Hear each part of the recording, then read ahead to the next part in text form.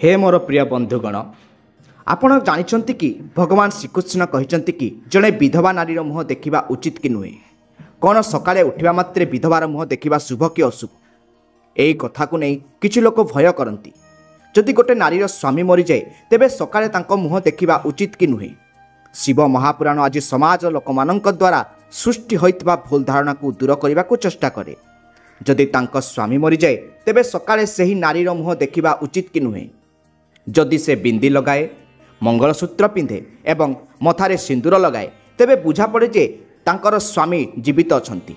जदि कौनसी बिंदी, मंगलसूत्र कि मथारे सिंदूर नाही तेबे लोक कहि दियंती जे महिलांक स्वामी मरि जाइछंती। सकाळे तांको मुह देखिबा एक अशुभ लक्षण बोली विवेचना करा जाए, कारण भगवान जन्म देइछंती, भगवान मध्य मृत्यु दियंती। यह कहा सहित केते जड़ित भगवान यह पूर्वर लेखि सारिछंती। आपण कहार मुह देखि यह निष्पत्ति नहीं पारिबे नहीं, यह ठीक ना भूल। जदि सकाळे मुह देखिबा अशुभ बोली विवेचना करा जाउथिला तेबे मोर प्रभु श्रीराम तांको पिता दशरथ मध्य स्वर्ग को गले। सिद्धार्थ तांको पत्नी विधवा थिले, कौशल्या माँ एवं सुमित्रा माँ मध्य विधवा थिले। अयोध्यार लोक माने सेमानंकर मुह कण देखि नथिले? प्रभु श्रीराम कण सेमानंक मुह देखि नथिले? यह आमर चिंताधारा, आमर बुद्धि, आमर मूर्खामी। मु आपनको कहूची शुणु जे जड़े पापी पाप देखे, जड़े ठक व्यक्ति प्रतारणा देखे, जड़े असत व्यक्ति असत्ता देखे एवं जड़े धार्मिक व्यक्ति केवल धर्म ही देखे।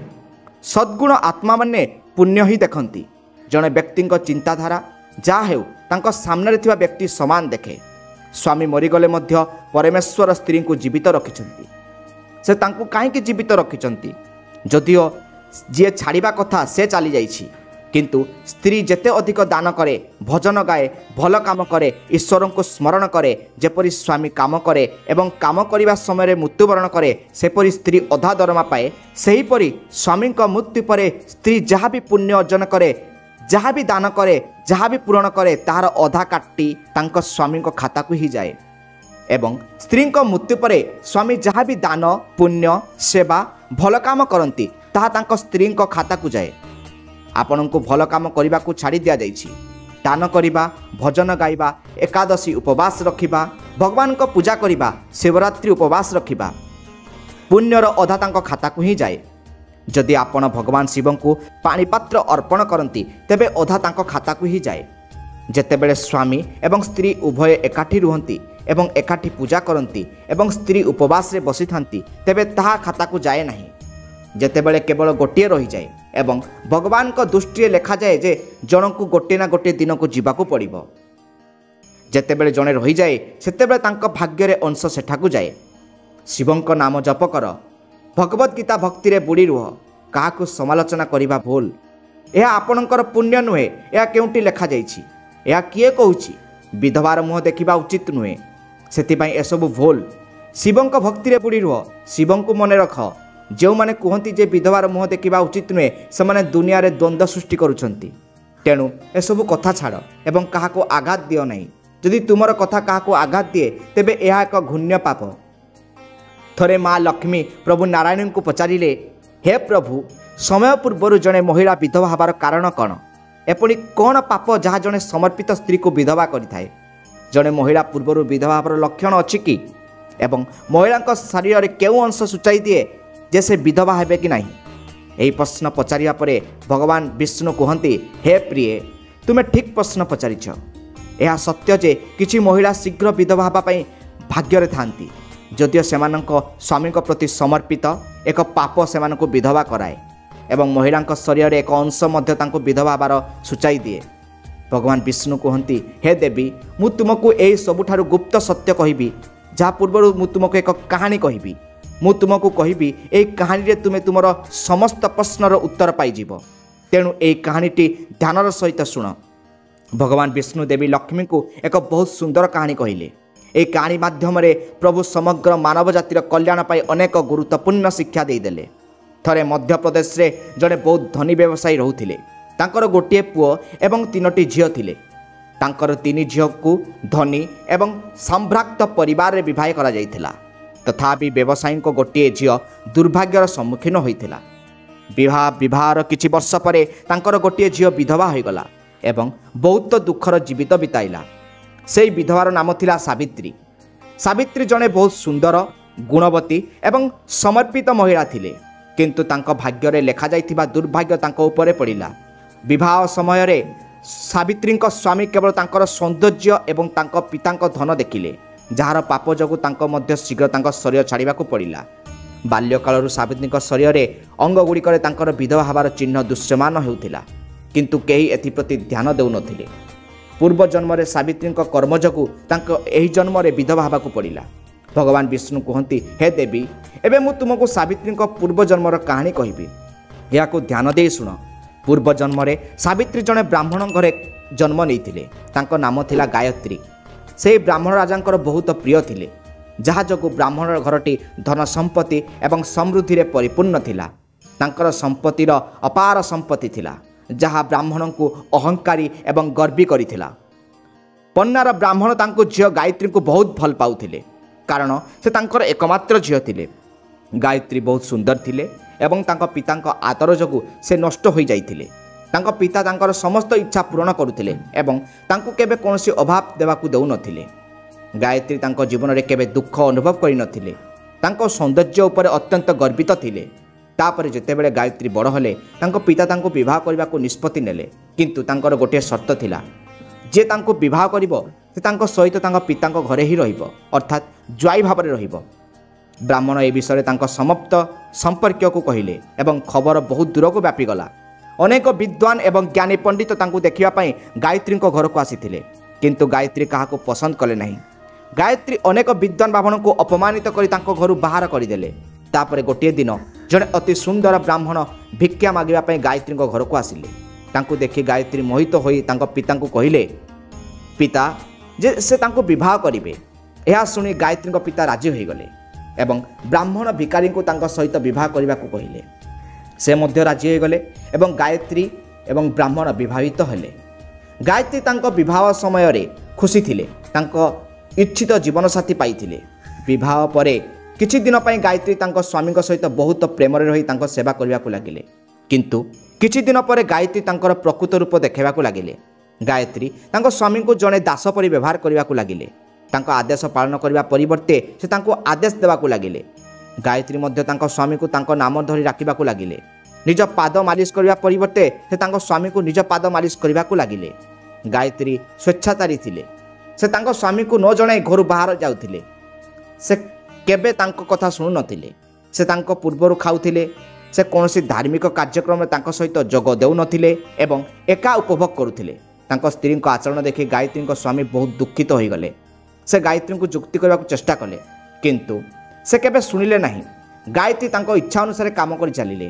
ଗାୟତ୍ରୀଙ୍କ ମାତା ମଧ୍ୟ ତାଙ୍କୁ ବୁଝାଇବାକୁ ଚେଷ୍ଟା କଲେ ଯେ ସେ ଜଣେ ସ୍ତ୍ରୀ ତାଙ୍କ ସ୍ୱାମୀଙ୍କ ସହିତ ଏପରି ବ୍ୟବହାର କରିବା ଉଚିତ ନୁହେଁ, କିନ୍ତୁ ଗାୟତ୍ରୀ କେବେ ତାଙ୍କ ମାତାଙ୍କ କଥା ଶୁଣିନଥିଲେ ଏବଂ ଜାଣିଶୁଣି ତାଙ୍କ ସ୍ୱାମୀକୁ ଅପମାନିତ କରୁଥିଲେ। ଦିନ ରାତି ସେ ତାଙ୍କ ବିଷୟରେ ଖରାପ କଥା କହୁଥିଲେ, ତାଙ୍କୁ ଗାଳି ଦେଉଥିଲେ, ତାଙ୍କୁ ଗାଳି ଏପରି ନିନ୍ଦନୀୟ କାର୍ଯ୍ୟରେ ଲିପ୍ତ ନେଉଥିଲେ।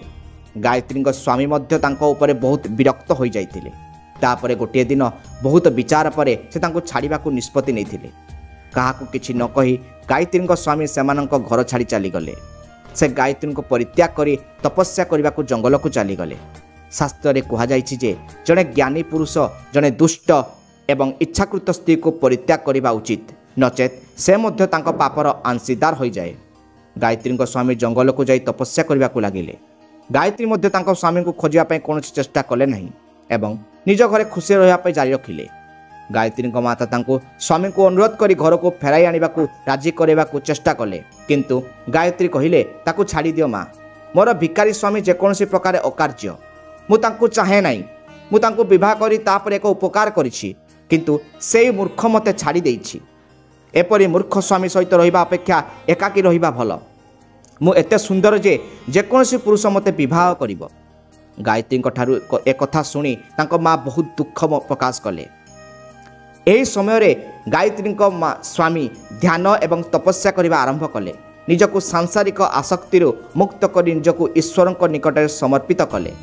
ତାପରେ କିଛି ଦିନ ପରେ ଗାୟତ୍ରୀଙ୍କ ବାପାଙ୍କ ସହିତ ଏକ ଦୁଃଖଦ ଘଟଣା ଘଟିଲା। ଜଣେ ପ୍ରହରୀ ତାଙ୍କୁ ରାଜପ୍ରସାଦରେ ଚୋରି କରୁଥିବା ସମୟରେ ଧରି ରାଜାଙ୍କୁ ଜଣାଇଲେ। ରାଜା କ୍ରୋଧିତ ହୋଇ ତାଙ୍କର ସମସ୍ତ ସମ୍ପତ୍ତି ଜବତ କରି ତାଙ୍କୁ ବନ୍ଦୀ କରିଦେଲେ।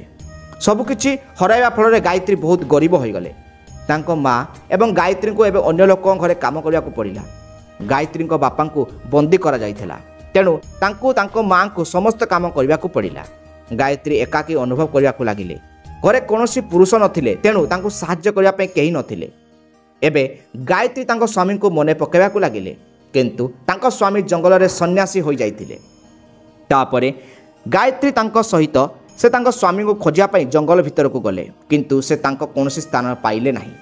से जंगल रे सबुठी बुलिले, किंतु तांको पाइले नहीं। तापरे से विश्राम नेबा को बसिले।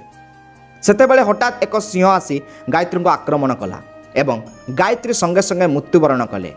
तांको मृत्यु परे 2 जन जमदूत गायत्री को जमलोक को टाणी नहीं गले। जमलोक रे जमराज सम्मुख रे गायत्री उपस्थित हेले। जमराज तांकर पाप एवं पुण्य मूल्यांकन कले। जमराज कहिले, एही महिला अत्यंत पापी। से केबे तांको स्वामी को सम्मान करि नथिले, से केवल तांको बारंबार अपमान करिसंती।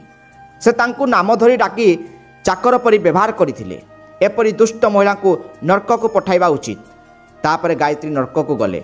बहु वर्ष धरी नरक रे दंड भोग करिया परे गायत्री तांको पूर्व जन्मर कर्मर प्रायश्चित पई पुणी थरे मनीष भाव में जन्म नहीं। गायत्री जो पाप करथिले सेही पाप जो गायत्री शरीर में विधवा हबार लक्षण देखागला। भगवान विष्णु कहती, हे देवी, एबे मु आपन को सही लक्षण गुड़िक विषय कहबी जो महिला शरीर में एपरी चिन्ह देखा जाए से समय पूर्व विधवा हो जाती। भगवान विष्णु कहती, हे देवी, जदि कौनसी महिला पाद झाड़ मुक्त थाए से कौनसी फटका देखा जाए नहीं, तांको पाद मसृण एवं नरम थाए, तेबे सही महिला सुख भोग करने को योग्य नुहंती एवं धनी नुहंती। जदि कौनसी महिला पाद बुढ़ा आंगुठी गोल एवं मांसाल थाए, तेबे सही महिला तांको स्वामी प्रति समर्पित एवं तांको स्वामी सबुबले सेवा करती एवं धनी होइथांती। जदि कौनसी महिला पाद बुढ़ा आंगुठी रे फटका देखा जाए, तेबे से जने पभ्यचारिणी जार आंगुठी बहुत छोट थाए से कष्ट भोग करि पारंती। जदि बुढ़ा आंगुठी चेपाटा थाए, तेबे से गर्भधारण क्षमतार दुर्बल थांती। जदि जड़े महिला तर्जनी आंगुठी बुढ़ा आंगुठी अपेक्षा लंबा थाए, तेबे से भव्यचारी हेबार संभावना थाए, अर्थात तांकर अनेक पुरुषों सहित संपर्क थाए। जदि जड़े महिला पाद आंगुठी एकाठी जोड़ा थाए एवं परस्पर निकटतर थाए, जदि बुढ़ा आंगुठी गोल एवं सीधा थाए एवं नख पतला एवं छोट थाए, सेबे से धनी एवं तांको ससुर घरे सुख उपभोग करती। एबे मु जड़े विधवा पादर वैशिष्ट्य वर्णना करी। जदि जड़े महिला बुढ़ा आंगुठी बहुत बड़ एवं आग भागरे गोल होता है, जदि तांकर नख बंका होता है एवं जदि पादर शिरा देखा जाए, तेबे से विधवा हबार संभावना थाए। जदि जड़े महिला स्तन बहुत बड़ होता है, तेबे से मृत्यु पर्यंत कष्ट भोगी पारती। एवं जदि जड़े महिला पाद मांसहीन थाए, तेबे से तांको ससुर घरे लोकंक भाग्य नष्ट कर दियंती। जदि जड़े महिला अनामिका आंगुठी तांको पादर अन्य आंगुठी अपेक्षा बहुत छोट होता है, तेबे से द्वंद्व सृष्टि करिबारे एवं घरर परिवेश को असह्य करिबार संभावना थाए। जदि जड़े महिला मध्यम आंगुठी अत्यधिक लंबा होता है, तेबे से विवाह पाई अनुपयुक्त। जो महिला चलिबा समय रे तांको पाद को पादरे चापी दियंती एवं जोर रे शब्द करती, तांको तांको स्वामी को विनाशकारी कहुए। भगवान विष्णु कहती, हे देवी, यही गुणगुड़िक सावित्री को अकाल विधवा कराइथिला। पूर्व जन्म कर्मगुड़िक जड़े महिला विधवा हबार संभावना सृष्टि करे।